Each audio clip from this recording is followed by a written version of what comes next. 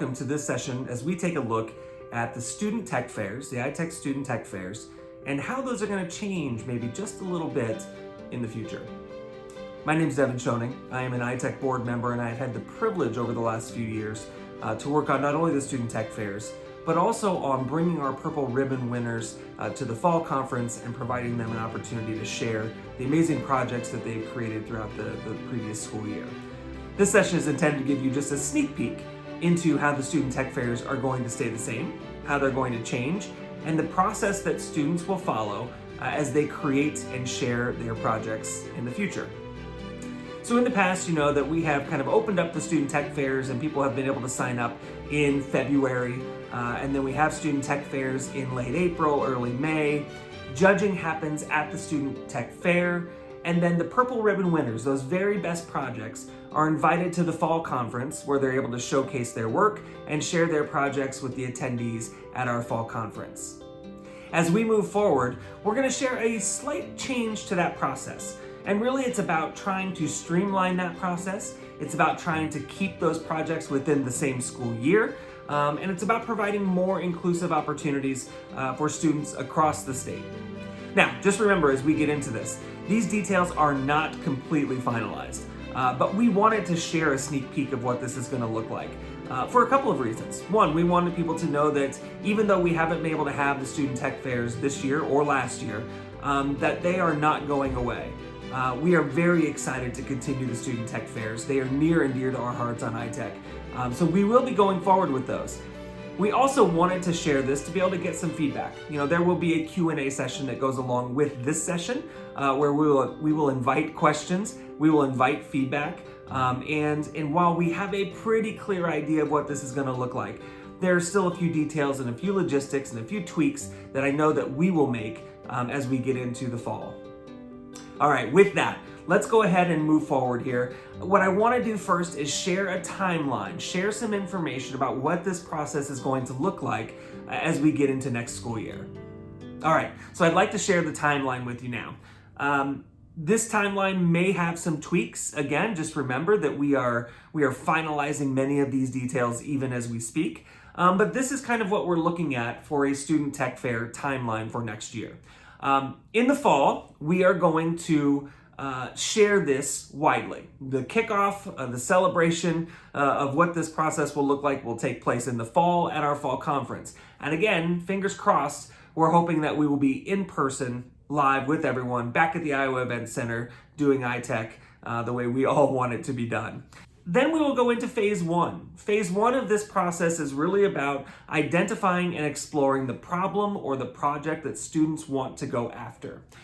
In this phase, they will not only decide that topic or decide that focus, but they'll get access to the documents and they'll get access to the templates that they will need to move through this entire process. So phase one really is about, okay, what is my project going to be? What problem am I trying to solve? What topic do I want to explore? And identify what that process is going to look like for each student.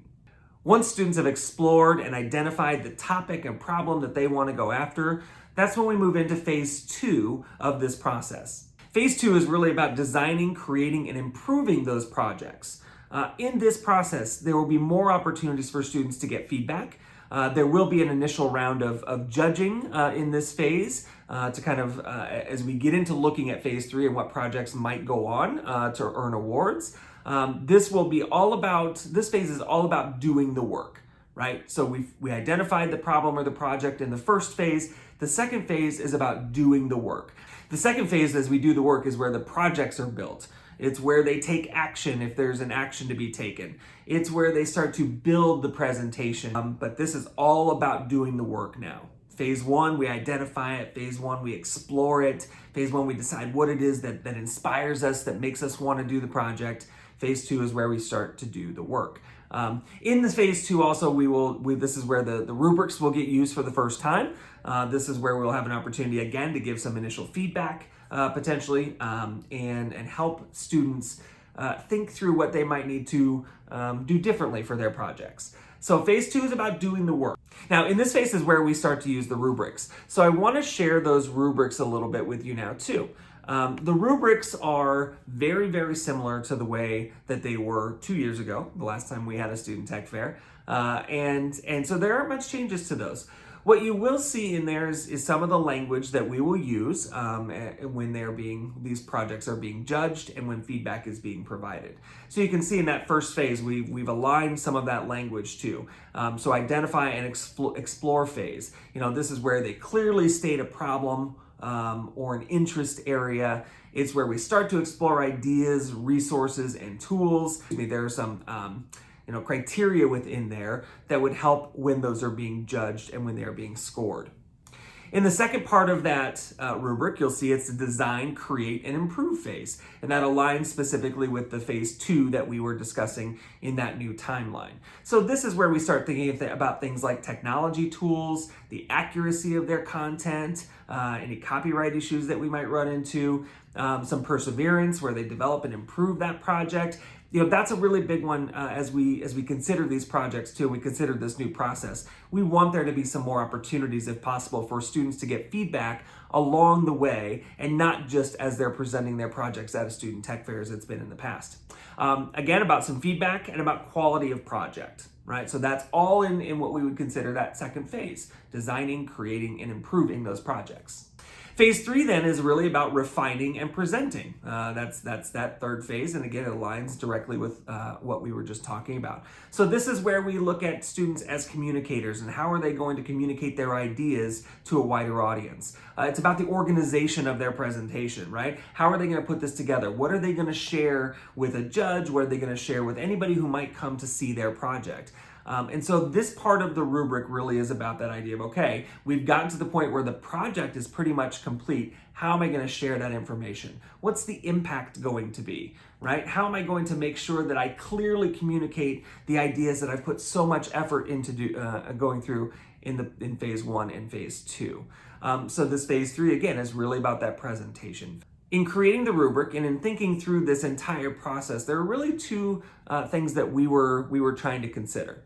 The first is that design process, and you see this a lot in engineering, you see this a lot in just design, in designing new products, but it's that idea that there's kind of a process that we go through, right? In the design process, there are lots of different examples of this. This is just one, and we've used lots, but we think about identifying the problem, we think about spending time exploring that problem, we start to design, we start to think through what that's gonna look like, we create, we try it out, and then we make it better, right? And that phase that cycle continues, and it becomes kind of cyclical, right? We continue to think about how to make it better, and then we go back and design again, and we try it out again. And so that's really what this is, and you'll see a lot of that language in the rubric. You'll see a lot of that language as we share out in the fall about the process that students will follow as they are creating their projects and thinking about their projects. So this design process is something that we want to make sure that students are utilizing as they dig into their projects. The other piece that we really wanted to make sure we were considering are the ISTE student standards. ISTE has done a great job of creating standards not only for students, but for teachers and for administrators and for coaches.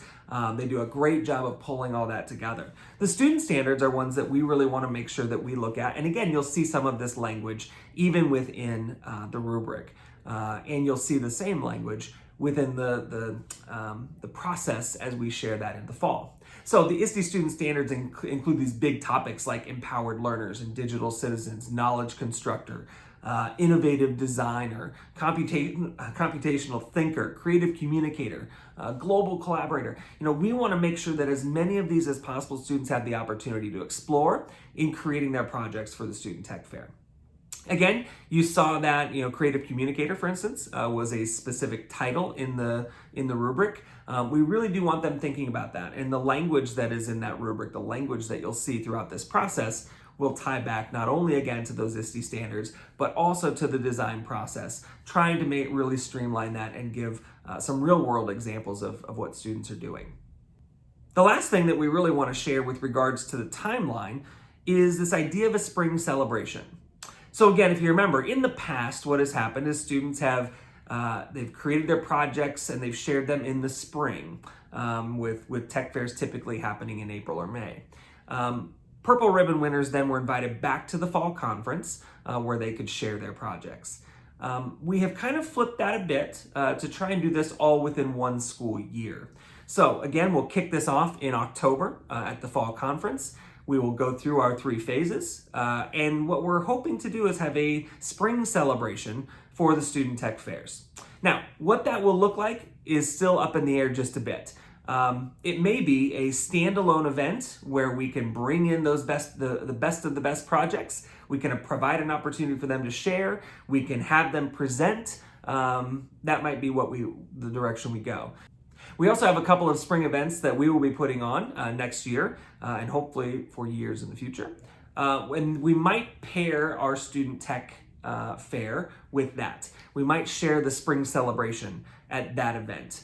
And really that would be an opportunity again for students to present their projects, to be able to get some more feedback, and maybe even another round of judging. We have some ideas for that spring celebration where maybe they're able to present those to kind of a panel of judges, almost like a Shark Tank style. We may have a traditional looking student tech fair, at least the way it has looked in the past, where they're able to come and have tables and share their projects. That part is up in the air, but what we want to do is make this spring celebration something really special. We want to make this an event that is focused on the incredible work that our students are doing throughout the school year. One additional thing that we would love to be able to do, and again, we're still working through the details of this, but at that spring celebration, when we have those in-person presentations for our Purple Ribbon winners, that maybe they would also have the opportunity to earn an ITEC scholarship of some kind. Again, there are still some details we have to work out with that, but we want to make sure that we're taking and identifying not just those Purple Ribbon winners, but maybe we're looking at what are the best of those. How can they share those again, in a different setting? How can they pitch their ideas to someone else or a panel of someone else's? And maybe earn an ITEC scholarship or some other kind of award. So we're really excited about that as a potential opportunity at our spring celebration as well. All right, so that's the new Student Tech Fairs in a nutshell. Like I said, we have lots of details yet to figure out, but we feel really good about where this is going. This session, again, was really intended to give a sneak peek to those folks who might be interested about where the Student Tech Fairs are going, and to ensure, again, that they're not going away. We want to continue this, and it's such an important part of what we do here at ITEC that we want to make sure you knew we were continuing that. It's not going anywhere. Again, thank you for watching this session. It will be available. If it's something that you think someone else would benefit from, please share. Have them watch it if they're attending the conference as well. We will have a Q&A, and you'll find that information on this page where you'll find this session. We'll have a Q&A where myself and Brian Unruh and Lynn Kleinmeyer and Andrew Fenstermaker, we've all been working on this. Brian and I will probably do the Q&A, but we would welcome your feedback and your questions about the Student Tech Fairs. So again, thank you so much for watching this session. Enjoy the rest of the Spring Virtual Conference, and we look forward to hearing from you soon.